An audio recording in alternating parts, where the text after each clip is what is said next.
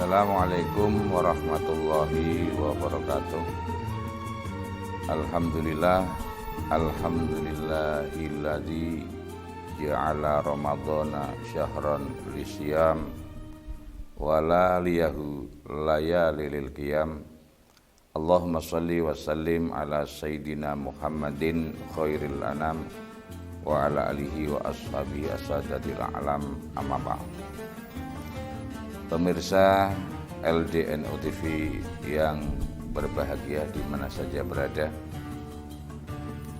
Jundub bin Junadah bin Abi Sakan Abi Dzar Al-Ghifari, ini adalah merupakan tema yang akan saya bawakan, Hikayatus Sahabah, di mana Abu Dzar Al-Ghifari adalah termasuk deretan dari as-sabiqunal awalun, yaitu orang yang pertama dari sekian sahabat urutan ke-6 atau 7 yang masuk Islam. Beliau adalah orang Al-Ghifar, di mana suku Al-Ghifar ini adalah sudah terkenal. Pekerjaannya itu rata-rata sebagai perompak, dan ketua perompaknya adalah Abu Dzar Al-Ghifari itu sendiri, di mana keberadaan tempat ini ada di ujung masuk kalau mau ke Syria, di mana banyak kafilah-kafilah dari Arab yang lewat situ. Tidak jarang yang mereka tidak dirampok, dibegal oleh Abu Dzar Al-Ghifari, dan tidak jarang pula, tidak sedikit dari hasil jarahan itu, rampokan itu diberikan kepada mereka yang keadaan lemah. Kemudian suatu ketika terdengarlah bahwa di Makkatal Mukarramah terkabarkan adanya Rasul yang bernama Muhammad ibn Abdillah Rasulullah Shallallahu Alaihi Wasallam, di mana singkat cerita dengan hati yang gigih, dengan semangat yang tinggi, Abu Dzar untuk menjumpai Rasulullah, walaupun dia sebagai begal, karena merasa apa yang mereka orang-orang Arab Mekah, kafir Mekah, Quraisy Mekah menyembah Lata, Uzza, Ubal, ini sudah dianggap tidak logis oleh Abu Dzar Al-Ghifari, karena dia sosok yang brilian, sosok yang cerdas dalam keyakinannya bahwa Tuhan adalah harus mempunyai sifat wajibul wujud. Kalau wajibul wujud tentunya harus qidam dan baqo, tiada awalan dan tiada akhirat. Singkat cerita pula, Abu Dzar Al-Ghifari masuk Islam. Setelah itu dia diperintahkan oleh Rasulullah untuk tidak menjaharkan, tidak terang-terangan dalam menjalankan apa yang poin-poin diberikan oleh Rasulullah, karena Islam dalam keadaan masih genting, banyaknya teror, banyaknya ancaman dari kafir-kafir Quraisy. Kemudian yang akan saya ambil ending dari cerita itu, yaitu pernah terjadi peristiwa tahkim, penyerahan sebuah perkara persengketaan kepada seseorang untuk menyelesaikan, di mana saat itu Abu Dzar Al-Ghifari adalah sebagai lawyer, pembela, sedangkan Sayyidina Umar radhiyallahu an saat itu adalah sebagai jaksa penuntut umum. Konon suatu saat ada seorang fatan, seorang pemuda yang mau menuju ke Madinah dari daerah yang begitu jauh, kelelahan sampai di ujung kota. Dia istirahat sebentar di sebuah perkebunan korma dalam keadaan capek. Kemudian ontanya ditambatkan talinya ke pohon. Nah, setelah dia tidur karena dia kurang kencang dalam menambatkan talinya onta itu, ontanya kemudian lepas dari ikatannya, merusak pohon korma yang di situ. Kemudian pemuda itu bangun karena ternyata ontanya itu sudah mati karena ditombak oleh pemilik kebun itu. Secara otomatis dia bergegas menuntut kenapa ontanya mati, dan akhirnya terjadi perdebatan. Muncaklah emosi dari pemuda itu, diambilnya pelana dari onta itu, kemudian dicambukkan kepada orang tua itu, maka meninggal orang tua itu. Ditangkaplah fatan pemuda itu oleh kedua anaknya dan diajukan, dalam hal ini adalah istilah takim, dua anak ini untuk sengketanya itu diperkarakan, di mana dengan istilah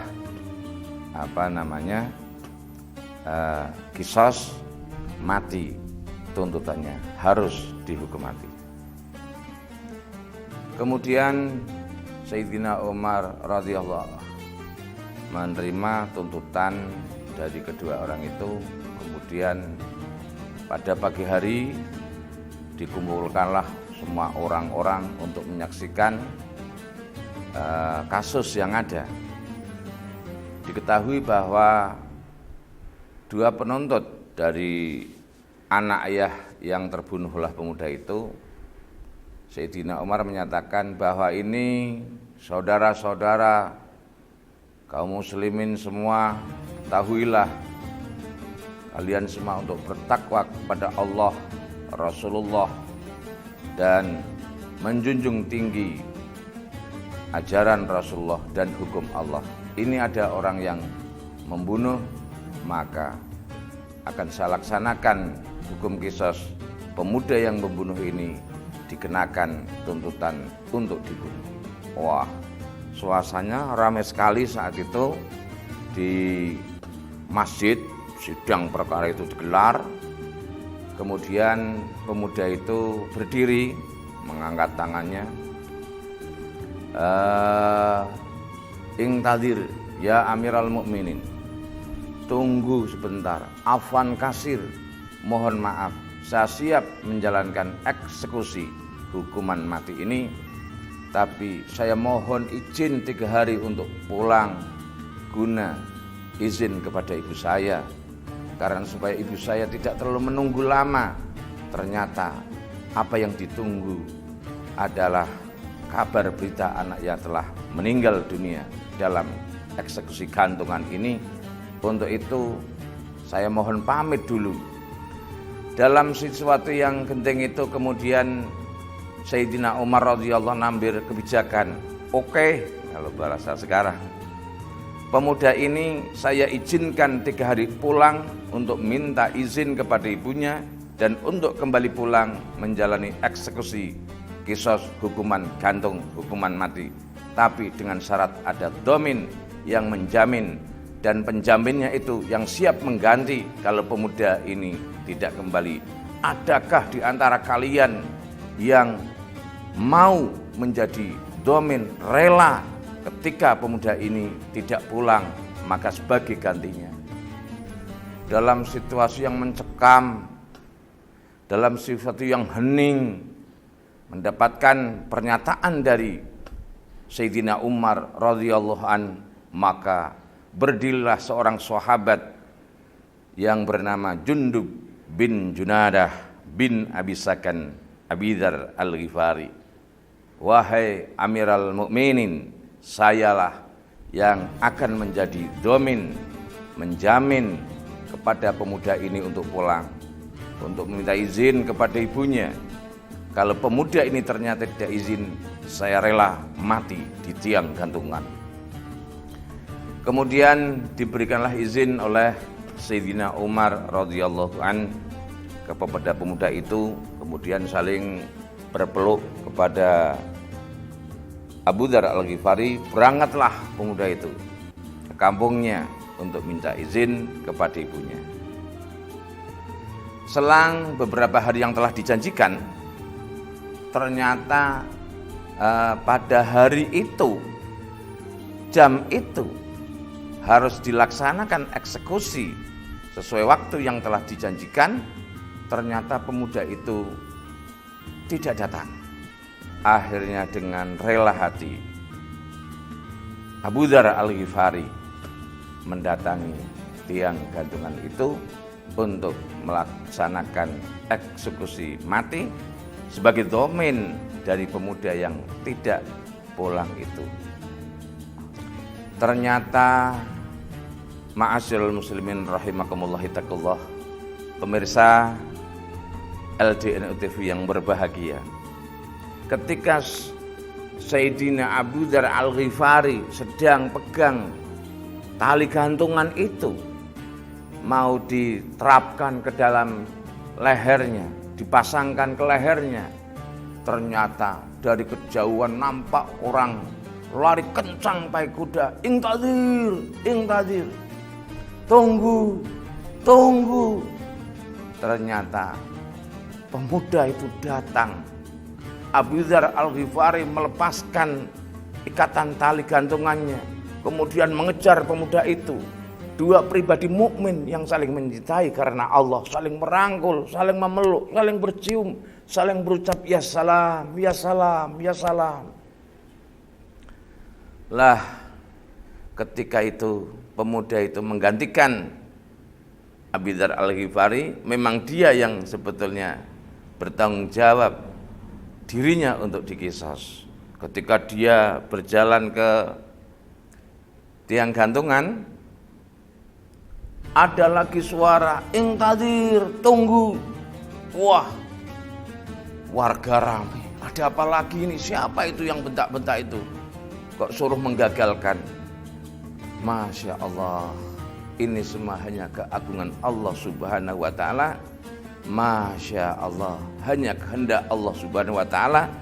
Ternyata kedua penuntut dari ayahnya yang terbunuh oleh Fatan itu menggagalkan, mengurungkan dari niat tuntutan tahkim kepada pemuda yang telah khilaf dengan tidak sengaja membunuh ayahnya itu. Setelah itu Sayyidina Umar radhiyallahu an juga berucap subhanallah walhamdulillah wala ilaha illallah wallahu akbar. Sayyidina Umar juga menganggap ini merupakan sesuatu yang ajaib, sesuatu yang luar biasa. Kenapa bisa terjadi? Akhirnya satu persatu mereka personal dikumpulkan, istirahat, dijamu, dan diajak omong-omong sama Sayyidina Umar radhiyallahu an. Yang pertama ditanya yaitu Sayyidina Abu Dzar Al-Ghifari. Wahai Abu Dzar Al-Ghifari, ya Umaral Mukminin, ada apa gerangan? Saya mau tanya. Ya, bagaimana? Engkau tidak tahu kepada pemuda ini. Kenapa engkau berani menjadi domin, menjamin pemuda ini akan pulang dan tidaknya? Padahal belum kenal. Bagaimana kalau dia tidak kembali, kemudian engkau mati dalam gantungan, menjadi penjamin terhadap orang yang tidak engkau tahu asal muasalnya, aslinya pemuda itu. Bagaimana engkau berani menjadi dhamin itu, wahai Abu Dzar Al-Ghifari? Kemudian dengan tersenyum Abi Dzar Al-Ghifari menjawabnya, wahai Amiral Mukminin, wahai pemimpin orang-orang yang beriman, Rasulullah belum lama wafat meninggalkan kita semua.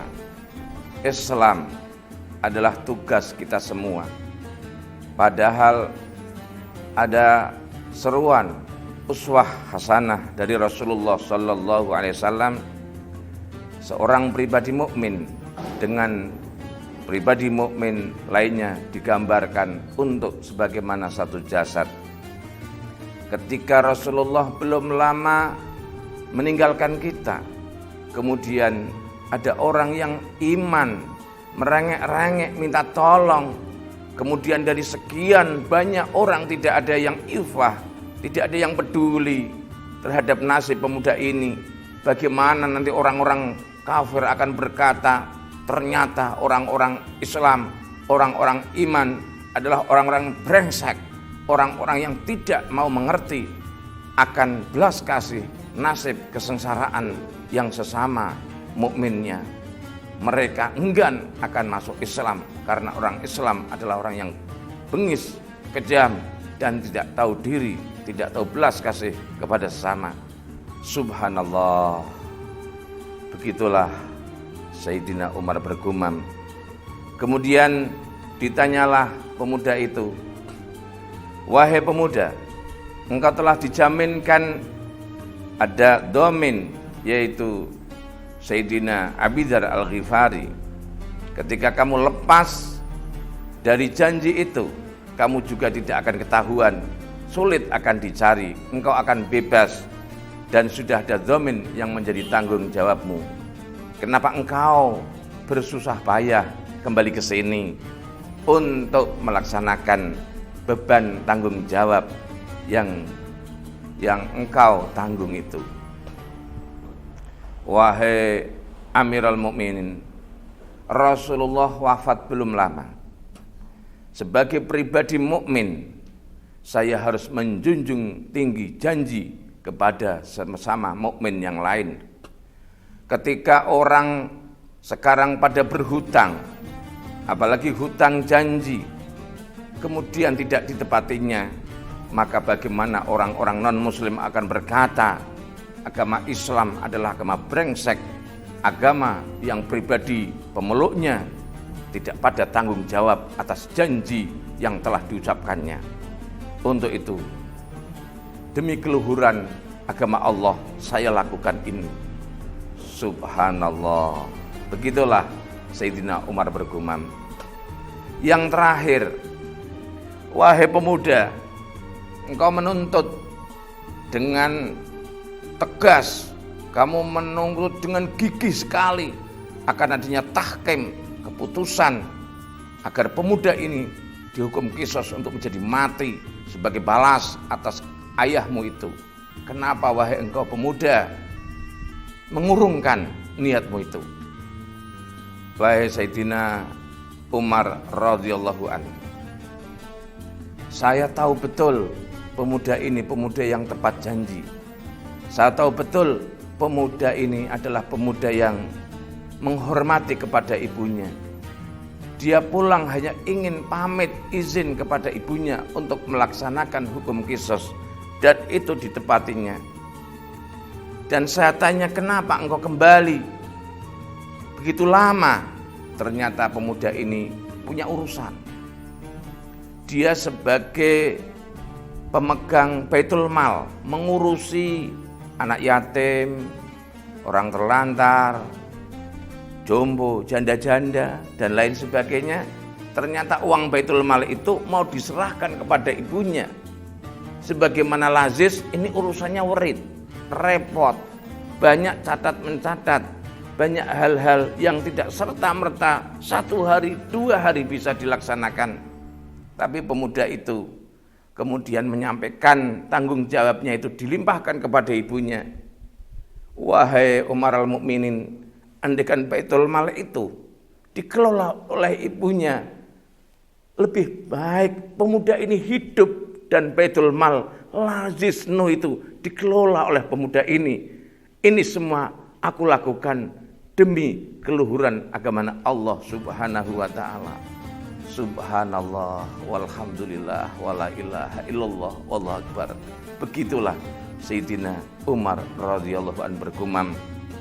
Dan kemudian pemuda itu berkata, wahai Sayyidina Amirul Mukminin radhiyallahu an, bukankah Allah berfirman, kita semua sebagai pribadi mukmin untuk al-kadhiminal ghaidh wal afina anin nas, untuk bisa menahan emosi dan jengkelnya dan juga marahnya, sehingga tidak pantas kita sebagai orang yang percaya kepada Allah senangnya marah, senangnya emosi, senangnya menyalahkan orang lain. Dan sepertinya saya akan menjadi orang hina ketika pemuda yang baik ini saya tidak mau memaafkannya. Al-kadhiminal ghaidh wal afina anin nas, tidak hanya bisa menahan emosi, tapi kita mau memberi maaf kepada orang yang telah mau minta maaf. Ini saja pemirsa LDNU TV yang berbahagia, semoga bermanfaat. Ada lebih kurangnya mohon maaf yang sebanyak-banyaknya. Semoga kita semua masuk dalam Ramadan ini sebagai pribadi mukmin yang al-kadhiminal ghaidh wal afina anin nas, yaitu orang-orang yang mampu dan mau menahan emosi dan jengkelnya serta mau memberi maaf kepada manusia. Ila liqa ihdinas siratal mustaqim wallahul muwaffiq li aqwamit thoriq. Afallahu anna wal af minkum. Assalamualaikum warahmatullahi wabarakatuh.